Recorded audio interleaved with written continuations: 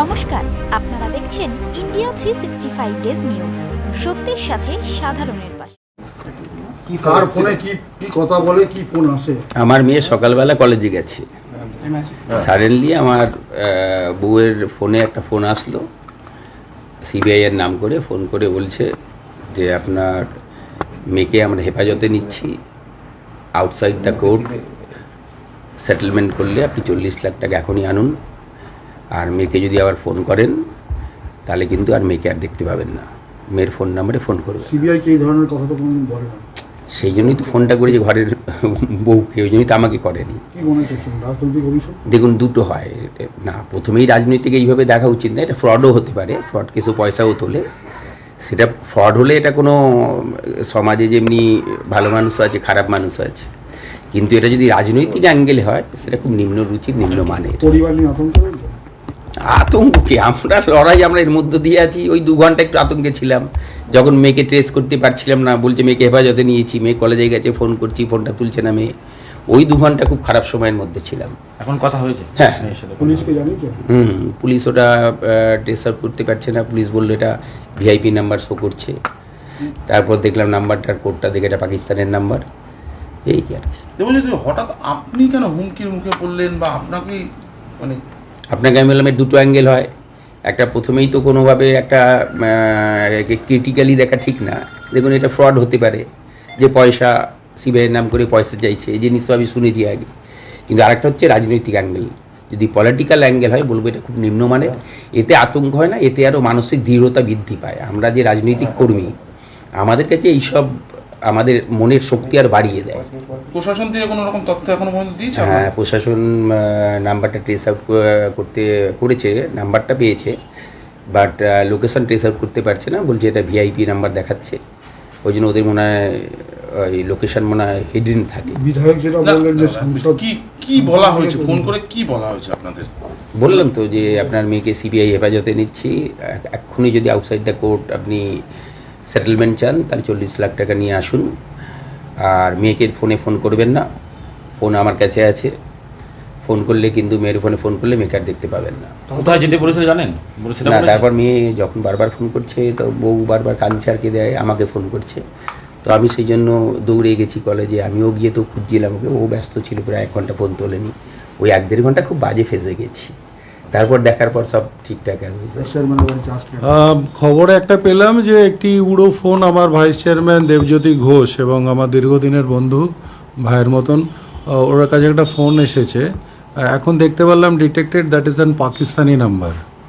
তাতে সিবিআইয়ের নাম করে ওকে ফোন করে কথা বলেছে, টাকা পয়সা চেয়েছে এবং বলেছে তোমার মেয়েকে স্কুল বা কলেজ থেকে তুলে নিয়ে যাব।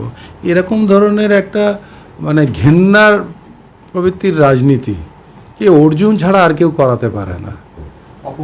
আমি একদম বলতে পারি কেন অর্জুন একমাত্র মানে ঘৃণা পাওয়া রাজনীতি করতে পারে।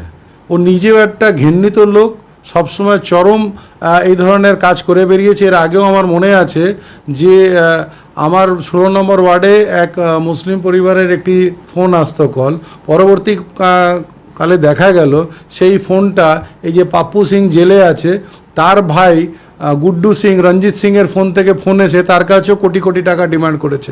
গুল কোম্পানির মালিক তারা। তা অর্জুন বলল ক্রস কানেকশান হয়ে গেছিলো, তো অর্জুনের পক্ষে এটা সম্ভব। রমেশ বার্লিওয়ালার কাছেও এরকম ফোন আসতো, যে রমেশ সাউ ছিলেন আমাদের কাকিনাড়া, তার কাছেও এরকম ফোন আসতো। পরবর্তীকালে দেখা গেল তারা অর্জুনেরই সাকরেত যারা ফোনটা করছিল। কদিন বাদে ভোট, 1 মাস বাদে ভোট, তার আগে অর্জুন এখন কিছু নয়, না কোনো ভয় পাওয়ার নেই। ও হচ্ছে তৃণমূল কংগ্রেসের সৈনিক, দীর্ঘদিন থেকে তৃণমূল কংগ্রেস করছে, 98 তৃণমূল কংগ্রেসের সৈনিক, ও ভয় পাবে না। ওর আমরা যারা তৃণমূল কংগ্রেসের কর্মী সৈনিক আমরা জানি এবং আমাদের পরিবাররাও সেরকম জানে। অর্জুন এই ধরনের এখন ওর পায়ের তলার থেকে মাটি চলে গেছে বলে এই ধরনের রাজনীতি শুরু করেছে। প্রমাণ করে দেবো আগামী দিনে এই যে ফেক নাম্বারটা এসেছে সেটা অর্জুনেরই কোনো সাকরেত এটা করিয়েছে। সময় দিন, বার করে দেবো এটা কোথাও না কোথাও অর্জুনের যোগ সাজগ আছে। মেয়েকে ফোন করা হয়েছে, মেয়ে কলেজে রয়েছে, মেয়ে ফোন ধরেনি এবং স্ত্রীকে ফোন করেছে। এটাই একটা আশ্চর্য বিষয় যে স্ত্রীর নাম্বারটা কোথা থেকে পেলো। টাকা ডিমান্ড করা হয়েছে। সিবিআই টাকার ডিমান্ড করছে। নরেন্দ্র মোদীর সরকারের এখন এই অবনতি হয়েছে যে তারা সিবিআইকে দিয়ে তাহলে টাকা চাওয়াচ্ছে, নাম্বারটা পাকিস্তানি, তাহলে কি এরা আতঙ্কবাদী? তাহলে কি অর্জুন আতঙ্কবাদীদের সাথে যোগসাযোগ করেছে? এরকম কি কিছু প্রমাণ হবে? তাহলে তো এনআইএ সিবিআই অর্জুনের বিরুদ্ধে লাগানো উচিত।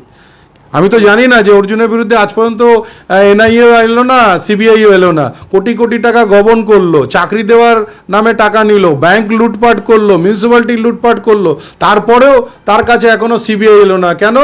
সে বিজেপি ওয়াশিং পাউডারে সে নিজেকে ধুলিয়ে নিয়েছে। শুভেন্দু অধিকারী সেই ওয়াশিং মেশিনটাতে ঢুকিয়ে তাকে পরিষ্কার করে দিয়েছে। প্রশাসনিক ব্যবস্থা নেবেন? অবশ্যই সবটাই বেরিয়ে যাবে, কয়েক ঘন্টা অপেক্ষা করুন, সবটা সামনে এনে দেবো যে কে বা কারা এর পিছনে আছে। পৌরসভার ভাইস চেয়ারম্যান তার বাড়ি তার স্ত্রীর কাছে ফোন যায় এবং মেয়ের কাছে ফোন যায়, সিবিআই নাম করে ফোন করে 40 লাখ টাকা দিতে হবে, নাহলে পরে মেয়েকে তুলে নিয়ে যাবে। তো থানায় কমপ্লেন করো, যে ফোন করেছে তাকে পুলিশ অ্যারেস্ট করবে। এর মধ্যে অত বক্তব্যর কি আছে? ওকে যদি কেউ ফোন করে তা থানাকে, ও তো থানা পুলিশ তো ওদের চাকর বাকর আছে, তোকে দিলে তো 2 মিনিটের মধ্যে বেরিয়ে যাবে কে ফোন করেছে। প্রাথমিক গেছিল বাড়িতে এবং বলেছেন যে পার্থভূমিক যেতেই পারে। সাংসদের নাম আপনার অর্জুন সিংয়ের নাম বলছেন। ছাড়ো তো, পার্থভূমিক সাংসদের নাম ভূত দেখে সকালবেলা উঠে আর রাত্রিবেলা ঘুমে, তাতে আমার বক্তব্য কী আছে? ওকে আমি টিঙ্কু ঘোষের বাড়ির লোক টিঙ্কু ঘোষের কথায় ভোট দেয় নাকি? টিঙ্কু ঘোষের বাড়ির লোক টিঙ্কু ঘোষের কথায় ভোট দেবে? জগদ্দলের বিধায়কও সাংসদের নাম তুলেছে, সে যোগ্য আছে, তার সেইগুলো করাচ্ছে। তার মানে সাংসদ অনেক বড় লোক আছে তো, এটা ভেবে নিয়েছে তো। যদি আমি করি যাও কমপ্লেন করতে বলো সাংসদ।